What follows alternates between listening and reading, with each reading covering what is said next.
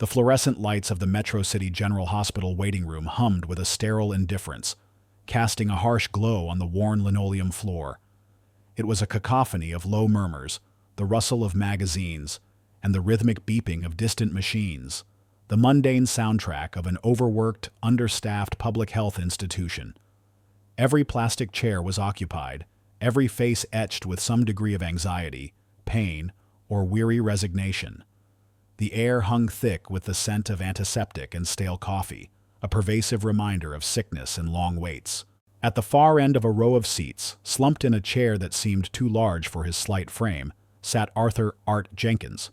He was the kind of man you learned not to see on the city streets, invisible by necessity, a ghost in plain sight. His clothes, though clean, were clearly old and worn. A faded, oversized canvas jacket, trousers patched in several places, and scuffed, once sturdy boots. His face was a road map of weathered lines, framed by a tangled salt and pepper beard and shaggy, unkempt hair. His eyes, though weary, held a surprisingly clear, intelligent glint, constantly observing the ebb and flow of human interaction around him. He clutched a worn, surprisingly heavy backpack on his lap, its contents a mystery. Art had been waiting for over 5 hours. The pain in his side, a dull ache that had intensified to a sharp, insistent stab over the past day, had finally driven him here. He hadn't wanted to come, preferring the self-reliance he had cultivated over years of homelessness. But this pain was different, unnerving. He watched as patients arrived, were triaged, and eventually called. He noted the nurses' harried expressions, the doctor's brisk efficiency, the underlying tension of a system perpetually on the brink of overload. He saw the subtle distinctions in treatment, the quick attention given to the well-dressed, the slightly longer pauses for those who seemed less affluent. He was, in his own quiet way, taking it all in, filing it away. Finally, after an eternity that stretched his endurance thin, a young, fresh-faced intern, clearly exhausted, called his name. "Jenkins, eh?" she asked, her voice flat with fatigue. Art pushed himself up, wincing slightly as the pain flared. He followed her down a maze of corridors, past bustling nurses' stations and hushed examination rooms, until they reached a small, cramped cubicle. The intern took his vitals with practiced, almost robotic movements, her eyes scanning the chart more than his face. "The doctor will be with you shortly," she murmured before disappearing. The "shortly" stretched into another hour. The pain intensified, a relentless drilling sensation just beneath his ribs. Art breathed shallowly, trying to control the discomfort, his gaze fixed on a peeling paint chip on the ceiling. Then the curtain to his cubicle was brusquely pulled open. Dr. Eris Thorne entered, a man whose reputation for brilliance was matched only by his notorious impatience. Dr. Thorne was in his late 30s, impeccably dressed in crisp scrubs, his dark hair slicked back, his jaw perpetually tight. He exuded an aura of frustrated genius, a man who believed in efficiency above all else, especially when dealing with what he perceived as minor ailments, or worse, time wasters. He barely spared Art a glance, his eyes immediately darting to the chart the intern had left on the clipboard. "Arthur Jenkins, 62, Dr. Thorne read aloud, his voice clipped, a hint of disdain creeping in as he noted Art's address. "No fixed abode." He scoffed, a barely perceptible sound. "Right. So, what brings you in, Mr. Jenkins? Another cold? Indigestion?" His tone was dismissive, already having formed a judgment based on Art's appearance and perceived social status. He made no effort to hide his impatience, his foot tapping rhythmically on the linoleum. He didn't ask how long Art had been waiting, or if he was in pain. His focus was solely on processing the next patient, clearing the backlog. Art, despite the throbbing pain, felt a familiar surge of quiet frustration. He had encountered this dismissiveness countless times on the streets, the way people looked through him, around him, never truly at him. But this was different. This was a hospital, a place where compassion was supposed to be paramount. "No, doctor," Art said, his voice raspy yet firm. He tried to sit up straighter, wincing again. "It's my side. Sharp pain. Been getting worse all day. Feel a bit feverish." Dr. Thorne finally looked up, his eyes dark and piercing, briefly raking over Art's unkempt appearance. A flicker of irritation crossed his face. He clearly considered this a waste of his valuable time. Feverish, Probably just a bug. Or maybe too much of that cheap street food. His tone was laced with an undeniable condescension. He didn't touch Art, didn't check his temperature, didn't even pick up the stethoscope dangling around his neck. He simply leaned back against the counter, arms crossed, his impatience radiating like heat. Look, Mr. Jenkins, we have real emergencies out there. Patients with heart attacks, strokes, trauma. We don't have time for vague aches and pains that are likely self-inflicted or the result of your lifestyle. He gestured dismissively towards Art's worn clothes.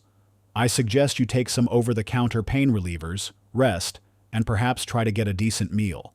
You're taking up a valuable bed that a truly sick person needs. He reached for the chart, clearly preparing to discharge Art without a proper examination, to clear him from his overflowing schedule. He scribbled something quickly, his pen scratching loudly on the paper. The pain in Art's side sharpened, a searing knife-like twist, making him involuntarily gasp. But despite the agony, a different kind of sensation began to stir within him. A cold, methodical anger that cut through the physical discomfort. He had witnessed this casual disregard, this profound lack of empathy, far too many times. He had heard the whispers, seen the quiet injustices.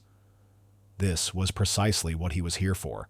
Doctor, Art said, his voice dropping, becoming surprisingly steady, losing its raspy edge. He reached into his worn backpack, slowly, deliberately. Dr. Thorne, impatient, simply tapped his foot, waiting for Art to clear out. Before you discharge me, Art continued, his hand emerging from the bag, I think you'll want to see this. He held out a small, leather-bound wallet. Dr. Thorne, frowning, reluctantly took it, expecting to see some form of identification, perhaps a medical card.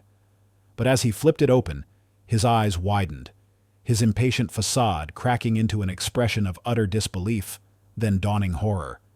Inside, nestled securely, was a highly polished gold badge. It was intricately designed, bearing the seal of the State Medical Regulatory Board, and prominently engraved with the words, Inspector General, Undercover Division. Below it, a laminated identification card displayed Art's full name, Arthur Art Jenkins, and his official title. Dr. Thorne's face went ashen. The blood drained from it, leaving him looking suddenly old and very, very small. His jaw sagged. His eyes darted from the badge to Art's now strangely calm, piercing gaze. The dismissive scoff, the impatient tapping, the condescending tone. All evaporated, replaced by a profound, chilling realization. He hadn't just mistreated a homeless man. He had, with his own arrogance, unmasked the very person sent to expose him. The sterile hum of the waiting room, the distant beeping, suddenly seemed to crescendo, a mocking soundtrack to Dr. Thorne's immediate terrifying downfall. The man he had refused to see, the nobody he had dismissed, was the very hand of professional judgment, poised to deliver a reckoning. The gold badge clinked softly as it fell from Dr. Eris Thorne's nerveless fingers, skittering across the worn linoleum floor of the cramped examination cubicle. Its polished surface, which moments before had reflected the indifferent fluorescent lights, now seemed to mirror the utter collapse of his world. Inspector General, Undercover Division. The words, etched in gold, burned into his mind, searing away his composure, his arrogance, his very sense of self. His face, once tight with impatient dismissal, now sagged, a ghastly mask of disbelief and dawning horror. A cold sweat beaded on his forehead, plastering strands of his dark, usually impeccably slicked-back hair to his temples. The clipboard with Arthur Jenkins's no fixed abode medical chart lay on the floor beside the badge, its blank patient notes a silent, damning indictment of neglected care. Arthur, Art, Jenkins, the man he had just condescendingly dismissed as a vagrant wasting valuable hospital resources, watched him with a steady, unflinching gaze. The transformation in Art was subtle, yet profound. The slumped posture had straightened. The weary lines around his eyes seemed to sharpen with purpose, and his voice, no longer raspy with pain or deference, was clear, resonant, and imbued with an undeniable authority. He allowed the suffocating silence to stretch, letting the full, crushing weight of the revelation settle upon Dr. Thorne. Knowing that this pause, this dawning dread, was often more potent than any immediate verbal reprimand. "My name," Art began, finally breaking the silence, his voice deliberate and precise, "is Arthur Jenkins. And yes, my address for the past 6 months has been no fixed abode. It's part of the assignment. To assess patient care across various public health facilities, particularly for vulnerable populations, and to identify systemic failures and discriminatory practices." He paused, his gaze hardening, direct and piercing. "You, Dr. Thorne, have just provided a rather stark and frankly damning example of a complete failure of compassion and professional duty. A textbook case, one might say." He gestured pointedly to the discarded clipboard, then to the closed curtain of the cubicle, subtly indicating the hidden cameras and audio recorders he knew were present. Every word, every dismissive gesture, every impatient scoff had been captured. Dr. Thorne, finding his voice, released a strangled, desperate sound, a pathetic whimper escaping his usually controlled facade. "No, no, this can't be a mistake, an unfortunate misunderstanding," he stammered, his words tumbling out in a frantic, unconvincing rush. "Mr. Jenkins, I assure you, I didn't realize. I was overwhelmed with patients. The schedule. You see, we're critically short-staffed today. The flu season, the backlog, the pressures are immense. I simply made a quick assessment based on the initial triage notes. It was an oversight, a momentary lapse, I promise you." He even took a tentative, almost pleading step towards Art, his hands trembling, as if to physically implore him for mercy, for a chance to undo the irreparable damage he had wrought upon his own career. "Overwhelmed, Doctor?" Art interjected, his voice cutting through Thorne's frantic, transparent excuses like a surgeon's scalpel through tissue. The sarcasm in his tone was barely perceptible, but it was there, sharp and incisive. Or perhaps simply unwilling to extend basic human decency and professional thoroughness to someone you deemed unworthy of your valuable time? "I waited 5 grueling hours in your crowded waiting room, enduring increasing, sharp pain. My chart clearly indicated the nature of my chief complaint. Yet, when I finally reached your cubicle, I was dismissed within 90 seconds. 90 seconds, Dr. Thorne." Art leaned forward slightly, his gaze unwavering, pinning Thorne in place. "You made a snap judgment based on my appearance and a pre-existing bias against my lifestyle. You didn't take my vitals. You didn't check for a fever even after I reported it. You didn't even touch me, doctor. A fundamental principle of basic patient examination. You diagnosed me with a bug or cheap street food from across the cubicle. That, doctor, is not being overwhelmed. That is negligence, and it is precisely what I came here to observe. Your conduct today, Mr. Thorne, is a stark embodiment of the systemic failures of patient care, particularly for our city's most marginalized and vulnerable citizens." The weight of Art's methodical, irrefutable accusations was crushing. Thorne visibly flinched with each word, his desperate pleas dying in his throat. His earlier dismissal of Art's pain as vague aches and pains, likely self-inflicted, now echoed in the confined space, a damning soundtrack to his professional demise. Art then, with a subtle shift in his stance, emphasized his physical discomfort. The pain in his side, though still present, seemed to recede into the background, overshadowed by the urgency of his mission. He needed to ensure the gravity of Thorne's actions was fully understood. But I can fix this. I can examine you now. Anything you need, Mr. Jenkins. I can order tests. I can admit you immediately.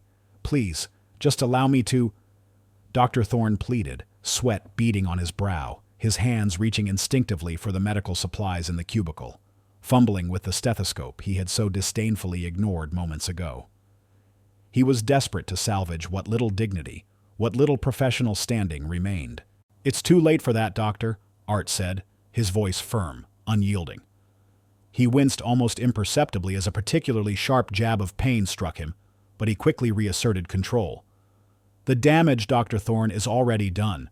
Your refusal to conduct a proper examination, your professional misconduct, and your flagrant disregard for patient well-being have been thoroughly documented." Art paused, his gaze hardening further, chilling Thorne to the bone. "And my medical condition, which you so casually dismissed, has now deteriorated due to your deliberate delay and negligence. That, doctor, is a serious escalation of an already egregious breach of duty." He held up the gold badge again, giving Thorne another full, inescapable view of its official gravitas, then tucked it back into his worn wallet with a decisive snap. "This isn't just about my personal discomfort, doctor. This is about systemic failures in patient care, particularly for marginalized communities, a pattern of neglect that has been reported across multiple public institutions. And you, unfortunately, just became the most recent and most compelling exhibit in our ongoing investigation." Just as Art delivered this final damning blow, the curtain to the cubicle rustled. Nurse Thompson, a veteran nurse with 20 years of experience on the ward, peered inside, her eyes wide with apprehension. She had heard the raised voices, the sudden shift in Dr. Thorne's tone from arrogant to desperate, and felt a cold prickle of unease. Her gaze immediately locked onto Dr. Thorne's ashen face, then to Art Jenkins, who now stood with an unmistakable air of authority. Nurse Thompson was no stranger to Dr. Thorne's impatient tendencies and occasional dismissiveness, but she had always, perhaps naively, attributed it to the immense stress and relentless pace of a busy public hospital. Now, as her eyes landed on the gold badge, which Art had just moments ago openly displayed, a profound dread settled in her stomach. She understood, with sickening clarity, the true nature of the scene unfolding before her.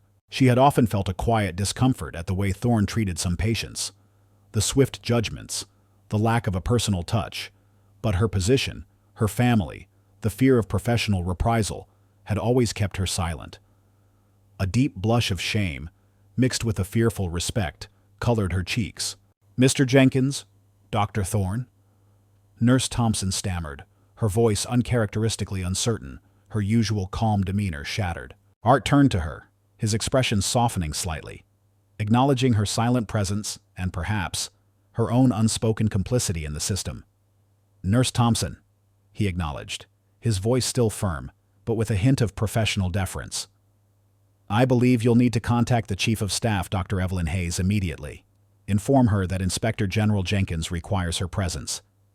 Dr. Thorne," he added, his gaze flicking back to the now trembling doctor, "is no longer in a position to tend to patients, and I, as a patient whose condition has worsened under his care, require immediate, competent medical attention."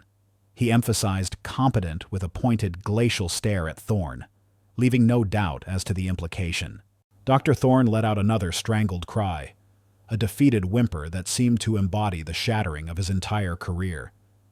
He finally crumpled onto the small, uncomfortable stool in the corner of the cubicle, burying his face in his trembling hands, utterly defeated.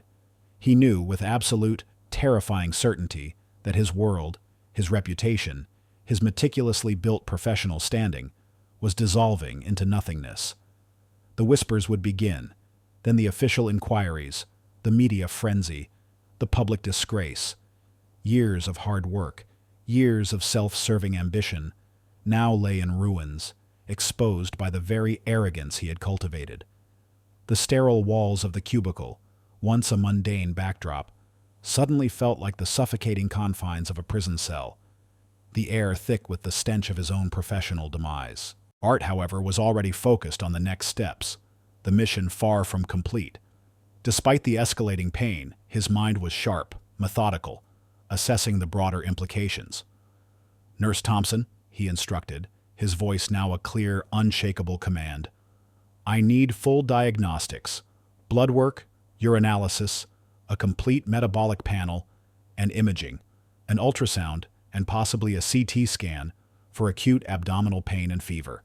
And I need a different doctor assigned to my case, someone who understands the fundamental principles of the Hippocratic Oath, and who is not currently under investigation for gross professional misconduct." He then turned his gaze back to Dr. Thorne, a chillingly calm, almost surgical expression on his face. "You, doctor, will remain here, under observation. Consider this part of my report, a very detailed, very comprehensive report, I assure you." The sterile hum of the hospital seemed to deepen, reverberating with the silent judgment of the entire institution. The stage was set not just for the professional downfall of Dr. Eris Thorne, but for a sweeping investigation into the systemic issues of patient care, particularly for the city's most vulnerable.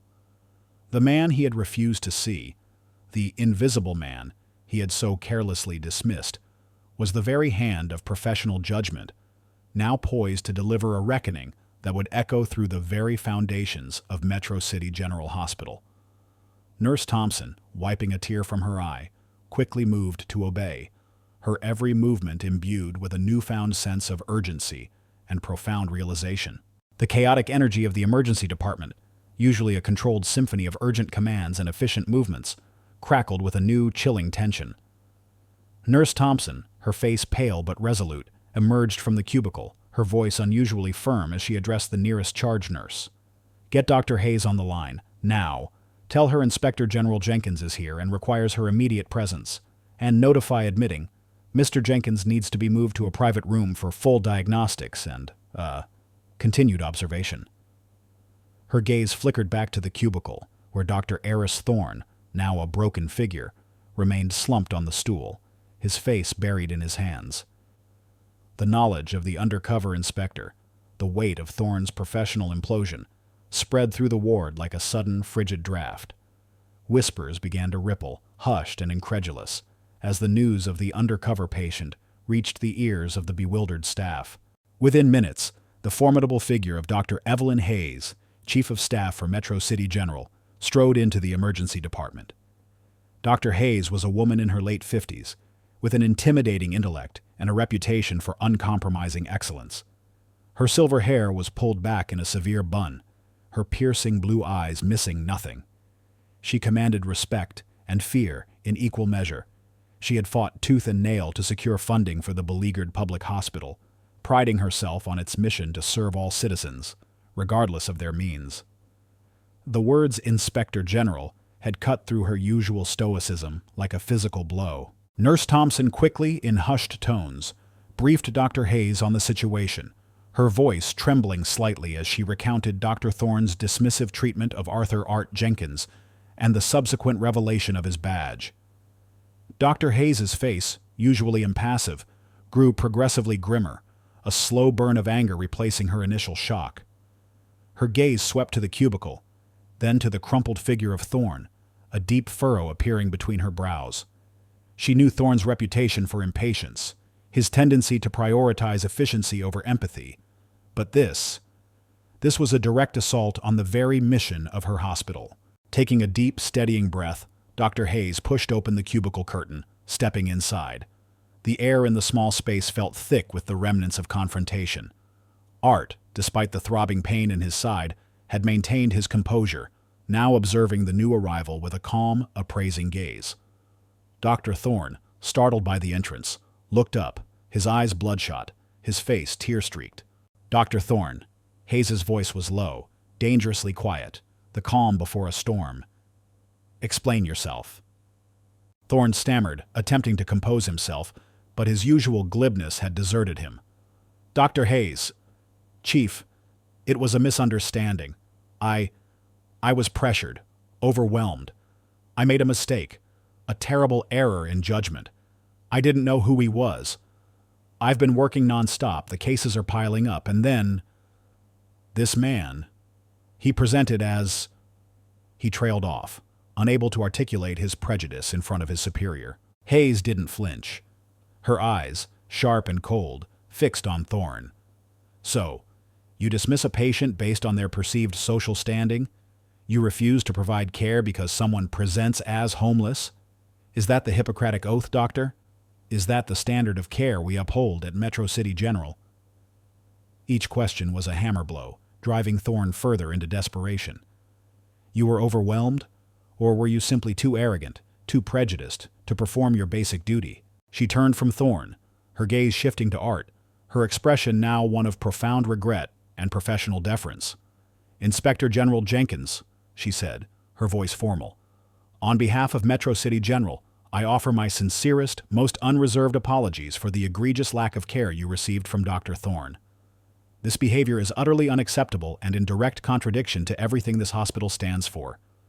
We pride ourselves on serving all members of our community, especially those most vulnerable.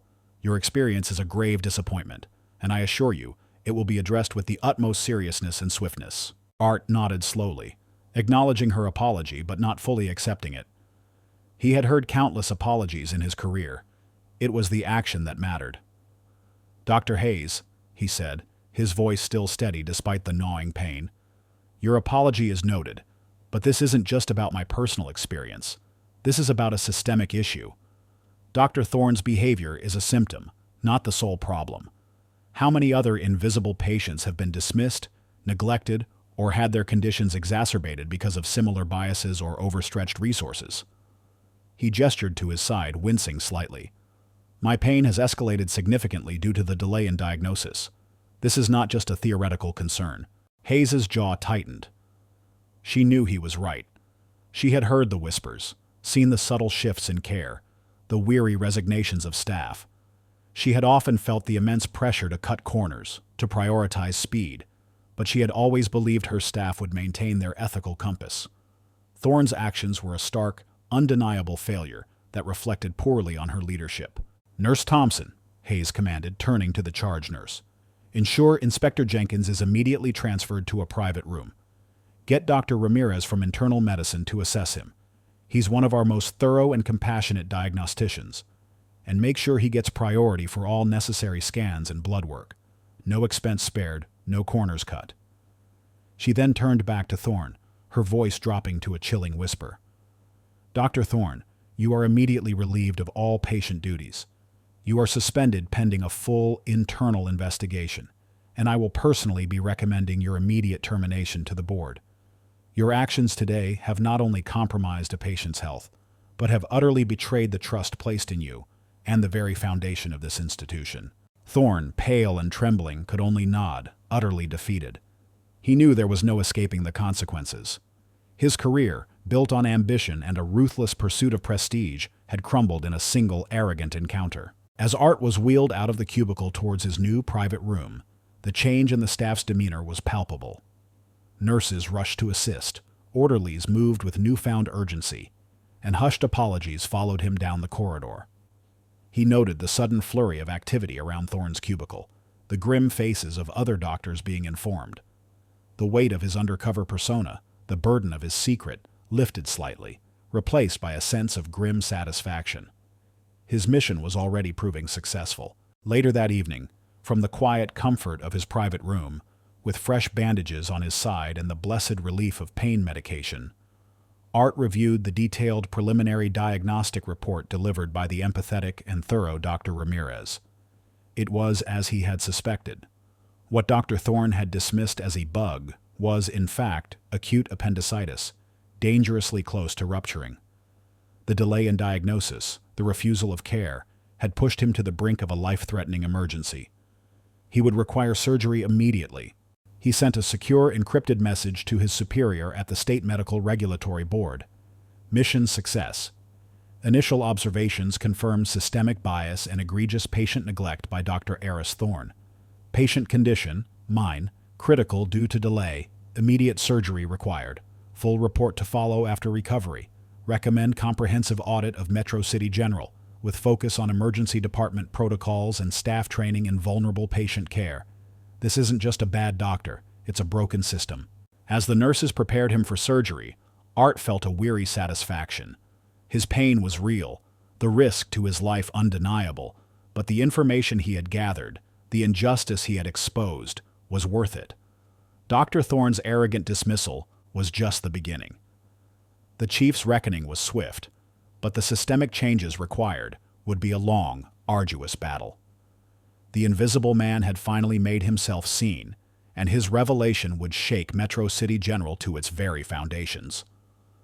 The scalpel was ready to cut, not just into his appendicitis, but into the deep-seated issues plaguing the hospital. The sterile whiteness of the operating room gave way to the hazy, disorienting warmth of recovery. Arthur "Art" Jenkins drifted in and out of consciousness, the sharp, visceral pain in his side dulled to a manageable ache by powerful analgesics. The surgery for his acute appendicitis, a life-threatening condition dismissed by Dr. Eris Thorne, had been successful. He was alive, and the mission, though fraught with personal risk, had yielded undeniable results. The gold badge he had produced, the official insignia of the Inspector General's Undercover division, had not only secured his immediate life-saving care, but had detonated a far larger explosion within the hallowed, often complacent walls of Metro City General Hospital. As the fog of anesthesia slowly lifted, Art became acutely aware of his surroundings. He was, as promised by Dr. Evelyn Hayes, the chief of staff, in a private room.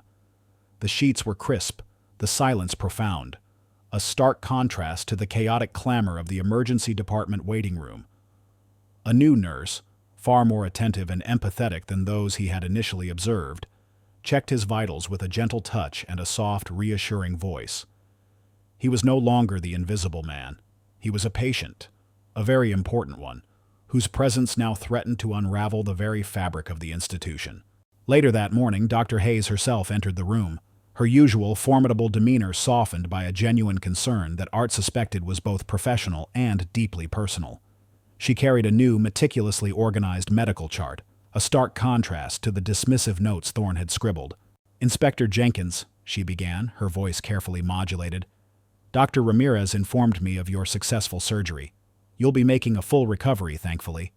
Your appendix was, as he suspected, severely inflamed, dangerously close to rupturing. The delay, it was critical." Her gaze was steady, unblinking, conveying the full weight of her understanding. Art met her gaze. "Indeed, Dr. Hayes. A matter of hours could have been a matter of life or death, a direct consequence of Dr. Thorne's negligence."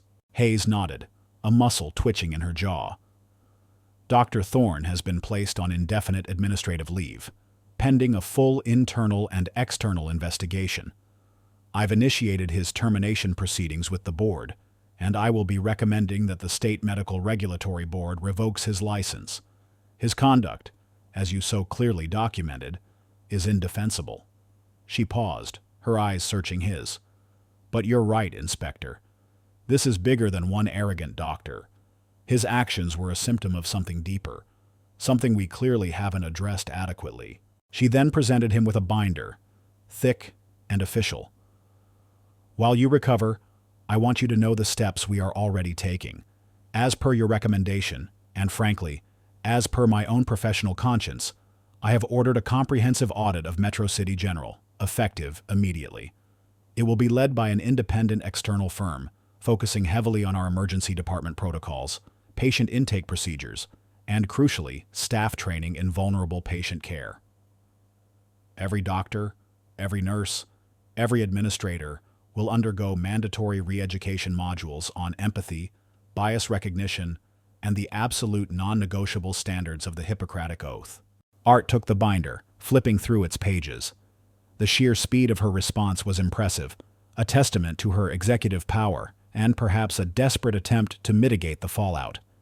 He noted the names of the audit firm, the detailed timeline, the promised scope.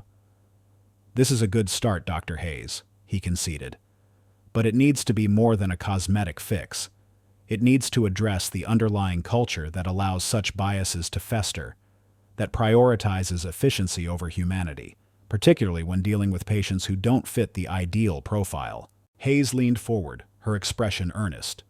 "I agree completely. This audit will include anonymous feedback channels for staff, a review of our resource allocation to ensure fair and equitable treatment across all demographics, and the implementation of a new patient advocacy program specifically for unhoused or economically disadvantaged patients. We will also be retraining our security personnel to ensure they understand that every individual who enters this hospital is a patient, first and foremost, deserving of respect and care." She looked tired, but resolute. "My family helped found this hospital generations ago on the principle of universal care. What happened to you, Inspector, is a betrayal of that legacy. I will not allow it to stand." Over the next few days, as Art slowly recovered from surgery, he observed the immediate aftermath of his revelation. The atmosphere in the hospital had palpably shifted. He noticed nurses being more attentive, doctors spending a few extra moments with each patient. Even the cleaning staff seemed to move with a renewed sense of purpose. The whispers continued, but they were now hushed, respectful, and laced with a new kind of fear. Not of the inspector, but of failing to uphold the newly emphasized standards. The internal and external audits began with a relentless intensity. Teams of stern-faced auditors descended upon the hospital, reviewing charts, interviewing staff, observing interactions. Dr. Thorne's case became the central, glaring example in every training session, every meeting. His name, once synonymous with surgical brilliance, was now a byword for professional hubris and fatal negligence. The story, leaked to the media, exploded onto the city's headlines. Undercover inspector exposes doctor's negligence, prompts hospital-wide audit. The ensuing public outcry was immense, forcing Metro City General into the harsh glare of public scrutiny. Art, from his quiet room, carefully monitored the news, cross-referencing it with the internal reports he received from Dr. Hayes. He noted the press conferences, the public apologies, the promises of sweeping reform. He was a silent architect of this upheaval, his decision to assume the role of an invisible patient, having ripped the veil from systemic issues that had long gone unaddressed. One afternoon, Nurse Thompson visited his room, her expression solemn. "Inspector Jenkins," she began, twisting her hands nervously. I just wanted to say thank you, and I'm sorry." She looked at him, her eyes brimming with genuine regret. "I saw how Dr. Thorne treated patients like you. I felt it was wrong, but I was scared. Scared to speak up, to risk my job. I had my family to think of." A tear traced a path down her cheek. "But seeing what happened, seeing you in so much pain, knowing he could have killed you with his arrogance, it woke me up. I won't be silent anymore. I'm going to be part of the change." Art listened, his gaze compassionate. "Nurse Thompson," he said gently, "it takes immense courage to speak up against a system, especially when your livelihood is at stake. Your apology is accepted. Now, your actions will speak louder than any words. Be that change." He offered a small, encouraging smile. He understood the complex pressures within such institutions, the fear of retribution. His mission was not just about punishing the guilty, but empowering the silent, driving fundamental shifts in culture. As his recovery progressed, Art began to conduct his own quiet, informal interviews from his hospital bed. He spoke with other patients, with the cleaning staff, with orderlies, the people often overlooked by the system. He heard stories of both exceptional care and casual neglect, of the immense dedication of some, and the disheartening indifference of others. He compiled these observations, adding layers of nuance to his formal report. He understood that transforming an institution was a marathon, not a sprint. His final interaction before discharge was with Dr. Hayes. She stood at his bedside, a palpable sense of renewed determination radiating from her. "Inspector," she said, "the initial audit findings are sobering. We have a long way to go, but I assure you, this hospital will be fundamentally different. Your undercover assignment, your personal sacrifice, will not be in vain. We will become the hospital we were always meant to be, a place of healing and respect for every single human being who walks through our doors." Art nodded, a weary but satisfied expression on his face. "I'll be watching, Dr. Hayes. My office will be following up closely. This isn't just a one-time audit. This is the start of a new standard for Metro City General, and for every public health institution across the state." He reached out, offering his hand. Hayes took it, her grip firm. The invisible man had walked in seeking care, and in doing so had sparked a revolution. The aftermath was only the beginning of a long journey towards a more just and compassionate healthcare system. The echoes of the comprehensive audit reverberated through Metro City General like seismic tremors, shaking the very foundations of its established norms. Arthur "Art" Jenkins, discharged from the hospital after his successful appendectomy, was no longer an invisible man. He was a catalyst, his personal ordeal having ignited a sweeping reform movement that promised to redefine patient care, especially for the city's most vulnerable. The gold badge he carried was not just an insignia of his authority. It was a symbol of the profound accountability he now demanded from a system that had, for too long, prioritized efficiency and appearance over empathy and human dignity. His recovery was meticulously monitored by his own agency, and he maintained a direct line of communication with Dr. Evelyn Hayes, the chief of staff. Dr. Hayes, a woman of formidable intellect and surprising resilience, had fully embraced the challenge.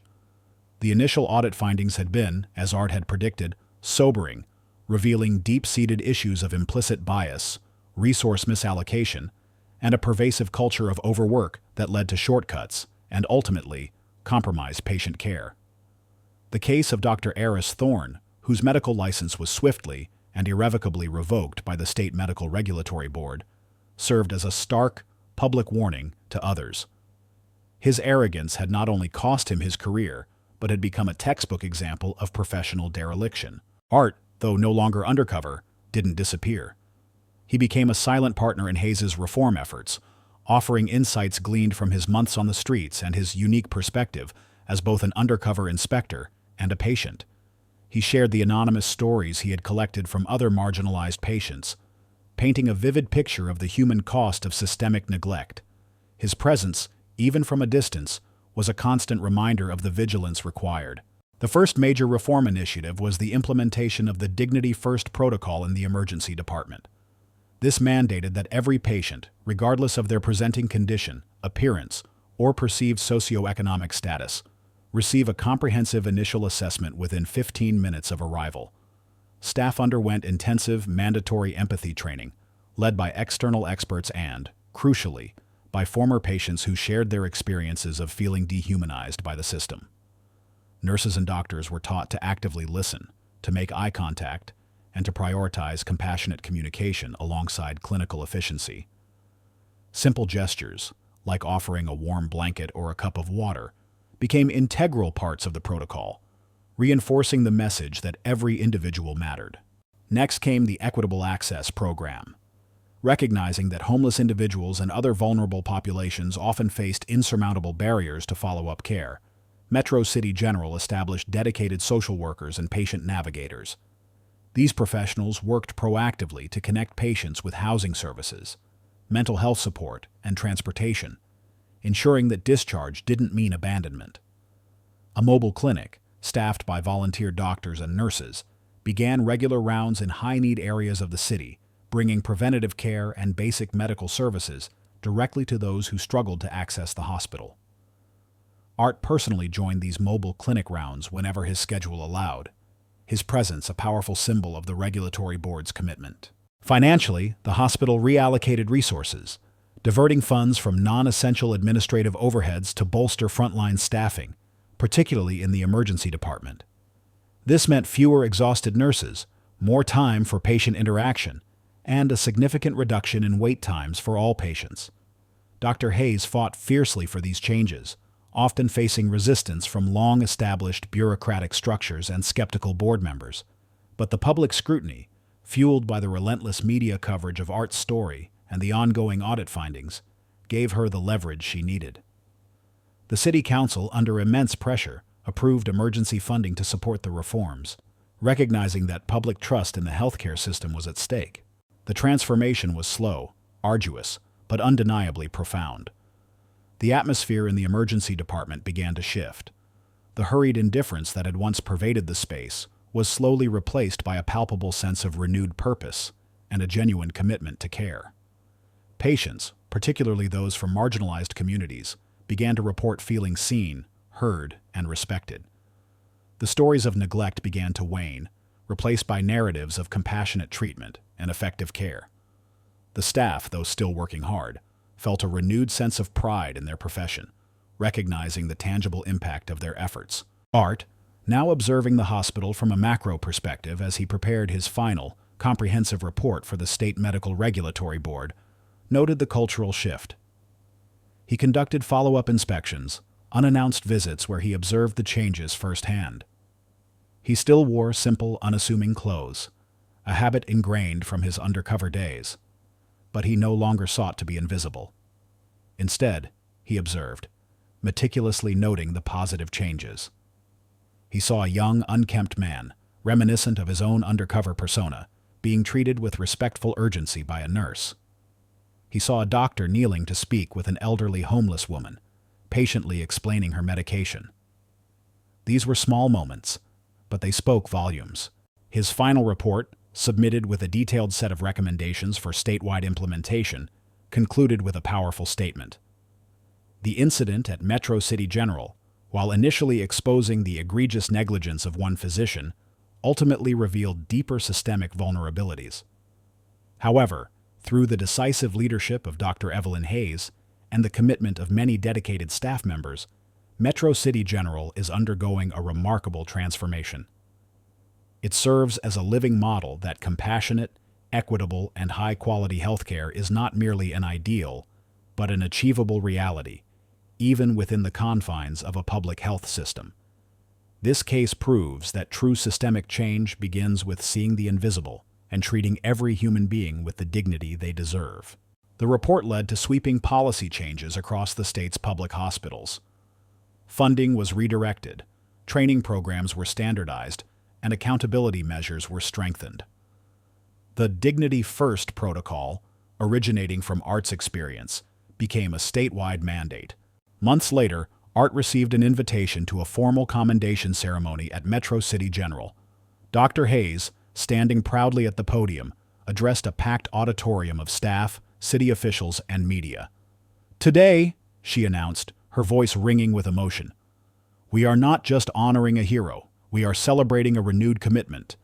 Inspector General Arthur Jenkins, through his courage and sacrifice, forced us to look inward, to confront our failings, and to rediscover the true heart of medicine." As Art walked onto the stage, no longer dressed as the Invisible Man but in a crisp suit, the standing ovation was deafening. He looked out at the faces, not just of the hospital staff, but of patients, former homeless individuals he had met during his undercover work, all of whom had benefited from the changes. He saw Nurse Thompson, tears in her eyes, giving him a silent, respectful nod. He saw the proud, determined face of Dr. Hayes. He had come to the hospital in pain, dismissed and unseen. Now, he stood as the catalyst for its awakening, a living testament to the truth that sometimes the most profound changes begin with the least expected patient. The system, once blind to its own biases, was finally beginning to see. The profound transformation of Metro City General Hospital, sparked by Art Jenkins's undercover operation, didn't merely alter one institution. It ignited a far-reaching ripple effect that began to redefine healthcare across the entire state. Art, now a respected and influential figure within the State Medical Regulatory Board, felt a quiet, deep satisfaction, though his work was far from complete. The gold badge he carried was not just an insignia of his authority. It was a constant, tangible reminder of the ongoing vigilance required to uphold true medical ethics and ensure human dignity remained at the forefront of every medical interaction. Following the initial scathing audit of Metro City General, which had publicly unmasked Dr. Eris Thorne's egregious negligence, the State Medical Regulatory Board, propelled by Art's meticulously detailed report and the ensuing public outcry, launched an unprecedented statewide initiative. This directive, formally named the Compassionate Care Mandate, required all public hospitals and clinics across the state to adopt the now proven Dignity First protocol.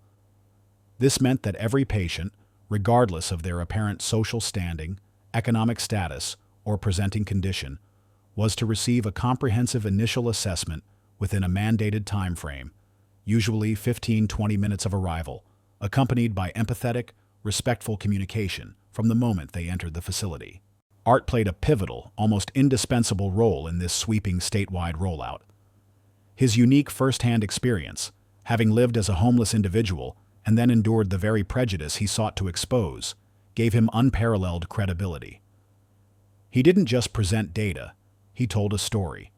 He crisscrossed the state, speaking at major medical conferences, addressing skeptical hospital boards, and, crucially, conducting hands-on workshops for frontline staff, from admissions clerks to seasoned surgeons. In these workshops, he used interactive scenarios, role-playing, and powerful video testimonials from patients who had experienced similar dismissals. He often showed a still image of the drab, indifferent emergency department cubicle where Dr. Thorne had dismissed him, a chilling visual reminder of the consequences of a momentary lapse in compassion. His message was unwavering and potent. Empathy was not a luxury, a soft skill, or something to be sacrificed for efficiency. It was a fundamental, non-negotiable component of quality healthcare and an ethical imperative. To ensure compliance and foster genuine change, Art helped design and implement a new system of ethical readiness audits. These audits were unannounced, comprehensive, and sometimes involved undercover inspectors, trained by Art himself, who would pose as vulnerable patients, just as he had done. This kept institutions on their toes, ensuring that the reforms were deeply ingrained and not merely superficial window dressing. The audit findings were made public, fostering transparency and allowing the community to hold institutions accountable.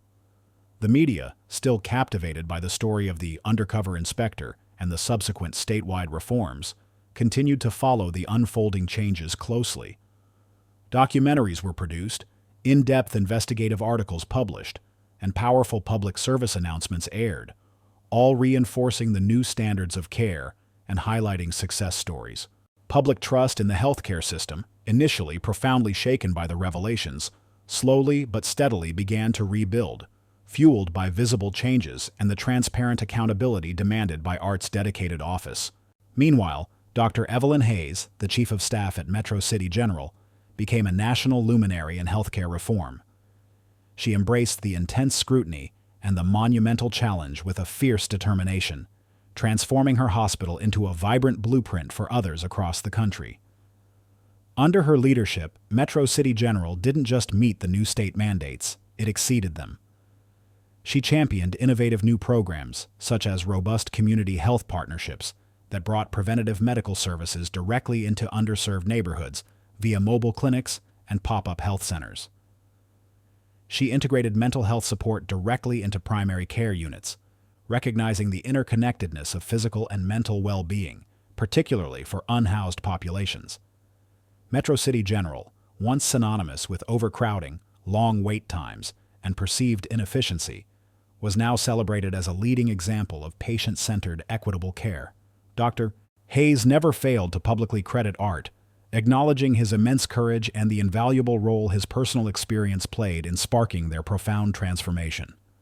She frequently recounted the story of the invisible man who had, paradoxically, made them truly see, not just a single patient, but the very soul of their institution and its mission. The ripple effect wasn't just institutional, it was deeply personal for many within the system.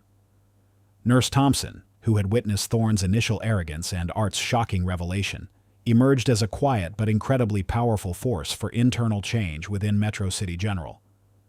Emboldened by Art's courage, she became a leading voice on the hospital's newly formed Patient Advocacy Committee. She spearheaded initiatives to improve communication channels between patients and staff, developed new patient feedback systems, and personally mentored younger nurses on the absolute importance of compassionate care. She candidly shared stories of patients she had seen dismissed, including Art's own, and the profound, often tragic impact of those moments. She even helped to design new training modules that incorporated real-life scenarios based directly on Art's undercover observations, ensuring the lessons learned were practical, empathetic, and impactful for the next generation of healthcare providers. As for Dr. Eris Thorne, his once glittering and highly ambitious career had utterly disintegrated. With his medical license irrevocably revoked, he found himself an outcast, his reputation irrevocably stained. Attempts to find work in other fields were consistently met with closed doors and polite but firm rejections. His name had become a permanent fixture in medical ethics textbooks, a cautionary tale of professional hubris and fatal negligence. Stripped of his professional identity and the social standing it had afforded him, he sank into a bitter, resentful isolation. He was forced, finally, to confront the profound and devastating consequences of his arrogance, prejudice, and chilling lack of empathy. From the periphery, he watched as Metro City General, the very institution he had once looked down upon with disdain, transformed into a beacon of compassionate care, built on the very principles he had scorned.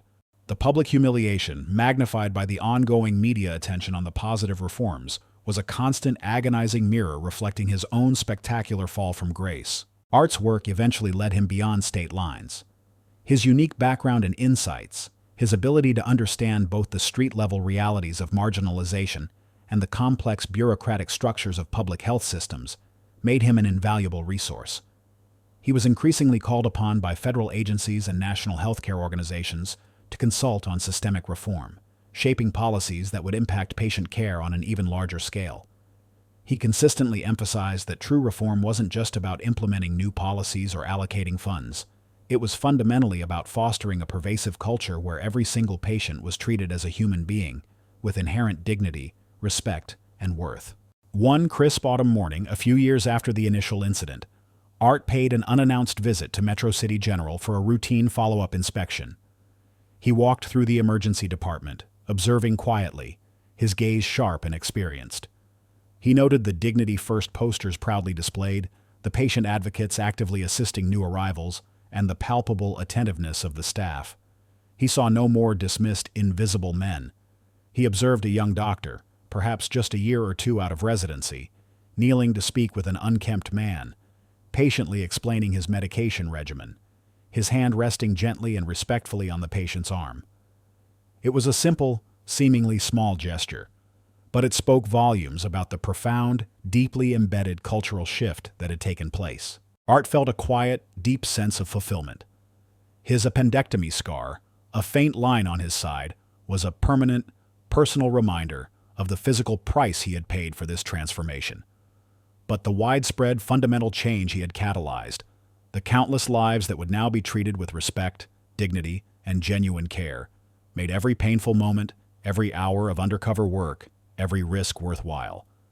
The impatient doctor had refused to treat the homeless patient, only to unwittingly set in motion a powerful chain of events that would awaken an entire healthcare system, proving that the most profound healing sometimes began not in the operating room, but in the heart of compassion and the unyielding pursuit of justice. Word count 2200. 7. Chapter 7. The Lasting Legacy 5 years later.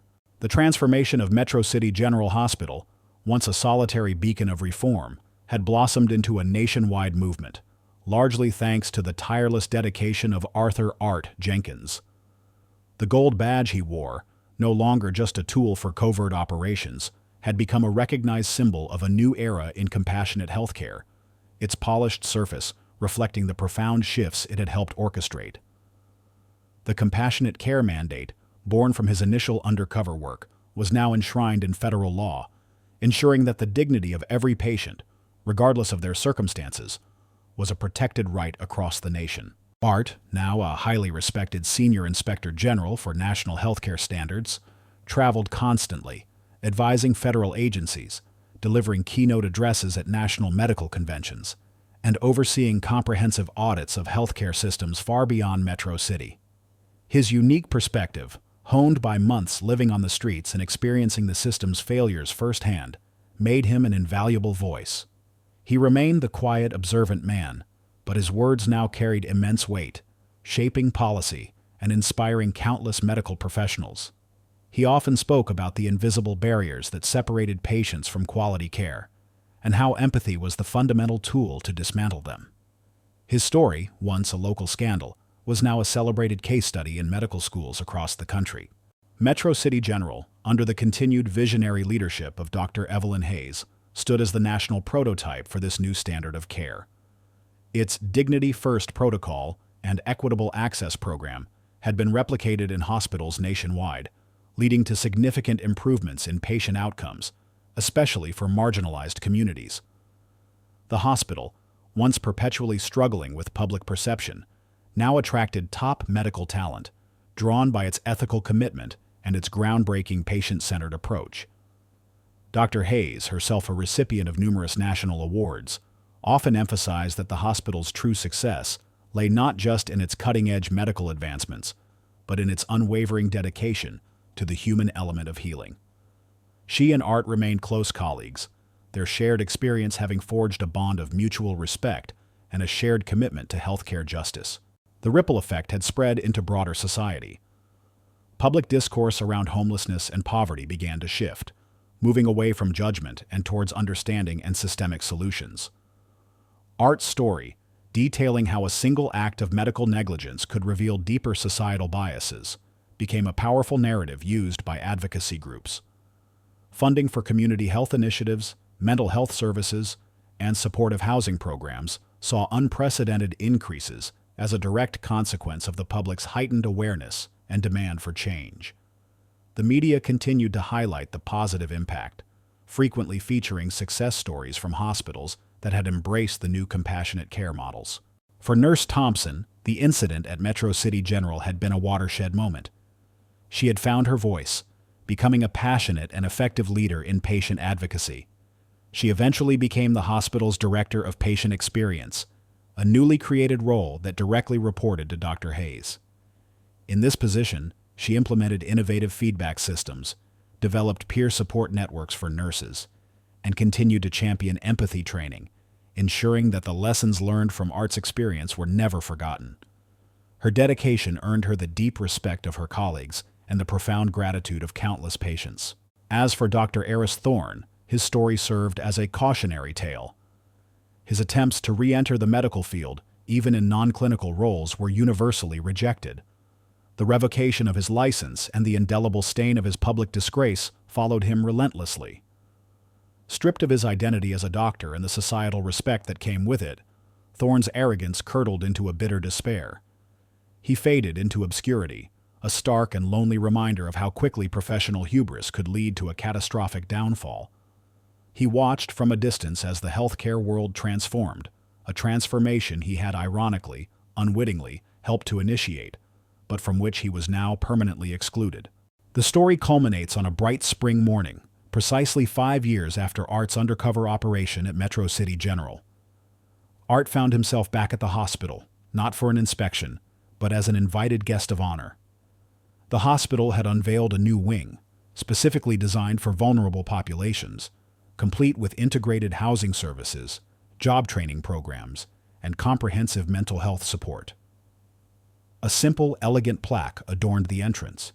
It read, "Dedicated to the enduring principle of dignity first, inspired by the courage of one man who dared to be seen." During the dedication ceremony, Dr. Hayes stood beside Art, her eyes shining with pride and gratitude. 5 years ago, she announced to the assembled crowd of staff, community leaders, and former patients, "We faced a moment of profound crisis. But from that crisis, an extraordinary transformation began. Inspector General Arthur Jenkins, through his selfless act, opened our eyes, not just to our failings, but to our immense potential. He showed us that the true measure of a healthcare institution lies not in its technology, but in its humanity." When Art stepped forward to speak, he didn't launch into a grand speech. He simply looked out at the diverse faces in the audience, former patients now thriving, newly trained empathetic staff, children from previously underserved communities who now had access to quality care. He saw a system that was fundamentally, compassionately changed. 5 years ago, Art began, his voice calm, yet resonating with quiet power. "I walked into this hospital hoping to expose a problem. I found one, yes. But more importantly, I found people willing to change, willing to fight for a better way. This," he gestured to the new wing, the bustling hospital, the hopeful faces. "This is not just a building. This is a promise that no one will ever be invisible again, a promise that dignity and compassion will always be at the heart of healing." He briefly touched the gold badge over his heart, then a silent, almost imperceptible brush of his hand over the appendectomy scar on his side, a testament to the personal cost of this profound change. The impatient doctor had refused to treat the homeless patient, only to unwittingly unmask an undercover inspector whose dedication led to a nationwide awakening. The system, once blind to its own biases, had finally begun to see, building a lasting legacy of compassionate care, forged in the fires of personal sacrifice and unwavering moral conviction. If this story stirred your heart, if it reminds you that courage can alter destinies and that light always finds a path even in the deepest darkness, please leave a comment, share the story with those who need inspiration, like, subscribe, and hit the bell to never miss upcoming narratives that delve into the profound human spirit and the power of unseen heroes. Thank you for joining the journey.